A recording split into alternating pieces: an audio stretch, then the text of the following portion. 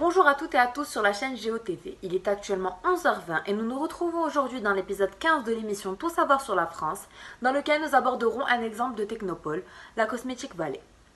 Créée en 1994 à l'initiative de Jean-Paul Guerlain, la Cosmetic Valley est un pôle de compétitivité, c'est-à-dire un rassemblement sur un territoire bien identifié et sur une thématique ciblée d'entreprises petites, moyennes ou grandes, de laboratoires de recherche et d'établissements de formation spécialisé dans la production de parfums et de cosmétiques, qui se situe en France et qui s'étend sur le territoire de 3 régions et 8 départements du nord de la France.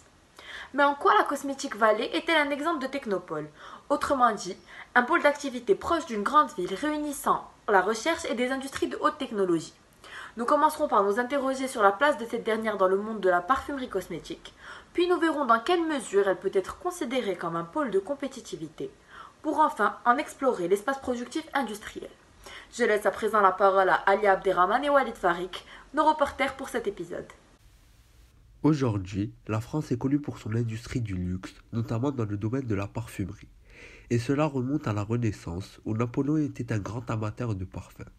Ainsi, dès le XIXe siècle, la parfumerie se développe et s'industrialise, et depuis, tout le monde s'arrache le Made in France pour son savoir-faire unique. La Cosmetic Valley, créée en 1994, ne va que développer le secteur de la parfumerie et du cosmétique en France, pour devenir le premier centre mondial dans ce domaine. Ce technopole regroupe plus de 1500 entreprises françaises qui produisent plus de 80% des parfums et de la cosmétique française. Au sein de l'entreprise, on retrouve toutes les activités en rapport avec la création des produits, la conception des parfums et des produits cosmétiques, la culture des plantes, le design des emballages, le test des produits, la formation des employés ou des étudiants dans les nombreuses universités et également l'exportation des produits dans le monde entier.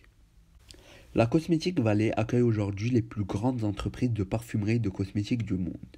Dior, L'Oréal, Guerlain, Hermès, Clarins ou encore Maroc, soit une part de 10% sur 1500 entreprises. En effet, dans les 90 autres pourcents, nous retrouvons majoritairement des petites et moyennes entreprises de cosmétiques et de parfumerie qui ont décidé de s'installer dans la Cosmetic Valley pour sa notoriété nationale dans ce domaine. Comme nous le montre cette carte, réalisée à partir de données du site de la Cosmetic Valley, qui schématise le nombre d'établissements industriels membres du pôle avec la part des PME. On peut constater que les PME représentées en rouge représentent une très grande part. Ces entreprises décident de s'installer dans la Cosmetic Valley pour les nombreux services proposés par l'entreprise. Mise en relation avec des acquéreurs, aide à la recherche et à l'innovation, l'aide à l'exportation et également l'offre de la formation dans les universités pour les salariés. De plus, nous savons que les technopoles ont pour objectif de valoriser les activités présentes sur leur territoire en les mettant en contact avec la recherche afin de favoriser l'innovation. Ainsi, la Cosmetic Valley accompagne les projets innovants des entreprises ou des étudiants des universités. Pour cela, elle labellise les produits et met en place des aides de financement et plus de 8000 chercheurs et 200 laboratoires. Avec la grande concurrence internationale, les entreprises n'ont pas d'autre choix que d'innover pour pouvoir satisfaire les besoins de leurs clients. Des innovations qui ont permis à la Cosmetic Valley de se placer leader mondial, notamment grâce à l'entreprise L'Oréal. De plus, comme nous pouvons le voir sur cette infographie publiée sur l'Éco-Républicain, l'entreprise a réalisé un chiffre d'affaires de plus de 22 milliards d'euros en 2013 et les chiffres n'ont pas cessé d'augmenter pour atteindre 30 milliards d'euros aujourd'hui et cela ne serait possible sans les innovations. De plus, la Cosmetic Valley est au cœur de la mondialisation qui correspond à un processus de mise en relation des différentes économies nationales. En effet, la Cosmetic Valley, dans un contexte de mondialisation, a su s'adapter et connaît un succès à toutes les échelles. Tout d'abord, à l'échelle locale, grâce à la création d'emplois. Elle compte aujourd'hui 150 000 salariés et elle accueille également de nombreux étudiants grâce à ses 8 universités et campus. Ensuite, à l'échelle nationale, en produisant plus de 80% des produits cosmétiques français, la place un leader mondial. Ainsi, à l'échelle mondiale, la Cosmetic Valley est donc le premier pôle du cosmétique et de la parfumerie. De plus, avec la mondialisation, la Cosmetic Valley organise de nombreuses conférences internationales aux 4 coins du monde et participe aux plus grands salons tels que le Cosmoprof Asia ou encore à l'exposition universelle. L'organisation de ces technopoles a été bien pensée. En effet, la Cosmetic Valley est organisée par des pôles dynamiques. Comme nous pouvons le voir sur cette carte qui présente ce technopole, Chartres en est la capitale, c'est-à-dire où le siège est localisé. De plus, Paris est le pôle d'impulsion, car il prend toutes les décisions économiques et territoriales en rapport avec la Cosmetic Valley. Cette ville est également un débouché commercial majeur, de par ses clients venus du monde entier qui s'y installent. De plus, on compte comme métropole régionale Le Havre, Rouen, Évreux, Versailles, Cergy-Pontoise, Dreux, Orléans, Tours et Blois. Et enfin, les principales villes où on retrouve les pôles de recherche pour l'innovation et les centres universitaires sont Tours, Orléans, Versailles, Cergy-Pontoise, Rouen et Le Havre. Finalement, la technopole ayant pour but de produire des biens afin d'être transportés à l'international, se doit de relier ces entreprises au monde par différents moyens de communication afin de livrer les marchandises.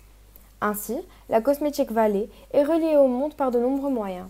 En effet, on retrouve d'abord de nombreuses autoroutes permettant aux marchandises d'être livrées dans toute l'Europe par voie terrestre telles que la A6 ou la A10. Ce réseau autoroutier est polarisé par Paris et permet également d'accéder aux ports de marchandises. De plus, Tours et Paris disposent d'aéroports qui ouvrent sur le monde entier et permettant ainsi aux marchandises d'être exportées par voie aérienne. Et aussi, on retrouve un réseau ferroviaire pour des transports par train. Ainsi, un large choix se présente aux entreprises pour exporter leurs produits. Merci à Ali Abderrahman et Walid Farik pour leur reportage. Nous nous retrouvons pour la fin de l'épisode 15 de l'émission Tout savoir sur la France qui avait pour thème un exemple de technopole, la Cosmetic Valley. En effet, nous avons pu voir que la Cosmetic Valley est considérée comme un technopole qui a pris une place importante dans la parfumerie cosmétique depuis sa conception en 1994. Car il est aujourd'hui premier centre mondial dans ce domaine grâce à ses activités variées ainsi qu'à sa notoriété nationale. De plus, il est considéré comme un pôle de compétitivité grâce à ses innovations nombreuses au cœur de la mondialisation. Mais ce n'est pas tout. La Cosmetic Valley bénéficie également d'un espace productif industriel spécialisé, organisé par des pôles dynamiques et par des axes de transport structurants. Je vous souhaite à présent une bonne journée et vous dis à la semaine prochaine pour l'épisode 16, dans lequel nous nous pencherons sur un tout autre genre de technopole, l'Aerospace Valley. Un pôle de compétitivité de portée mondiale fondé en 2005, centré géographiquement sur les régions Occitanie et Nouvelle-Aquitaine et thématiquement sur l'aéronautique, l'espace et les systèmes embarqués.